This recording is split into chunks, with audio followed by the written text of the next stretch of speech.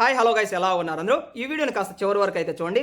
రీసెంట్గా టర్కీకి చెందినటువంటి కొంతమంది, అంటే బంగ్లాదేశ్లోనే ఉంటారు, కాకపోతే టర్కీకి వాళ్ళు మద్దతు ఇస్తూ ఉంటారన్నమాట. వీళ్ళు వచ్చేసి ఒక మ్యాప్ని అయితే రెడీ చేశారు. ఈ మ్యాప్ ప్రకారం ఇక్కడ స్క్రీన్ మీద కూడా ఇస్తున్నా చూడండి.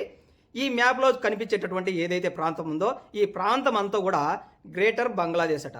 ఈ మ్యాప్లో ఇచ్చినటువంటి కొన్ని ప్లేసెస్ వచ్చేసి మన మేఘాలయ, సిక్కిము, అరుణాచల్ ప్రదేశ్, అదేవిధంగా పశ్చిమ బెంగాల్, ఈ 4-5 రాష్ట్రాలను కూడా ఇక మీదట వచ్చేసి గ్రేటర్ బంగ్లాదేశ్గా మేమైతే గుర్తిస్తున్నాం, మాకు ఇచ్చేయండి అని చెప్పేసి ఈ మ్యాప్ని అయితే రెడీ చేశారు. బంగ్లాదేశ్లో ఉన్నటువంటి కొంతమంది తుర్కీ సపోర్టర్స్ చూడండి ఎంత గొప్పగా ఉందో.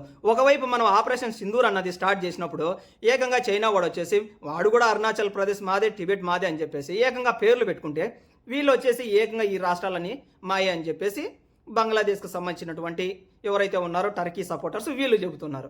సందెట్లో సడేమియా అన్నట్లు మనం పెద్దవాళ్ళు కొన్ని సామెతలు అయితే చెప్తుంటారు కదా, పిల్ల వచ్చి గుడ్డును ఎకిరించింది అన్నట్లుగా 1971 వరకు మాకు పాకిస్తానీ వాళ్ళు మమ్మల్ని లేపేస్తూ ఉన్నారు, మాకు ఇబ్బంది పెడుతున్నారు, మమ్మల్ని కాపాడండి అంటే అప్పట్లో ఉన్నటువంటి ఇందిరాగాంధీ గారు వీళ్ళకి స్వేచ్ఛను కలిగిస్తే ఇప్పుడు ఏంటంటే ఏకంగా ఈ రాష్ట్రాలు కూడా మాయ అని చెప్పేసి వీళ్ళు చెప్తున్నారు.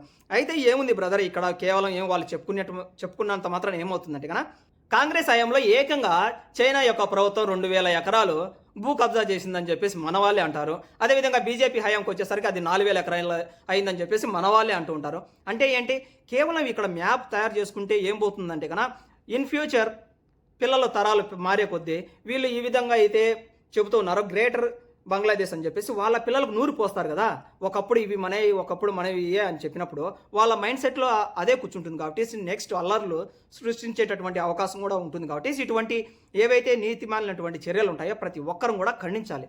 ఇప్పుడు కూడా చూడండి, ఏకంగా యూపీలో కూడా ఏకంగా బంగ్లాదేశ్ మీద చోటు పెట్టి 450 కుటుంబాల యొక్క ఇళ్లను అయితే కూలగొట్టారు ముస్లిమ్స్వి.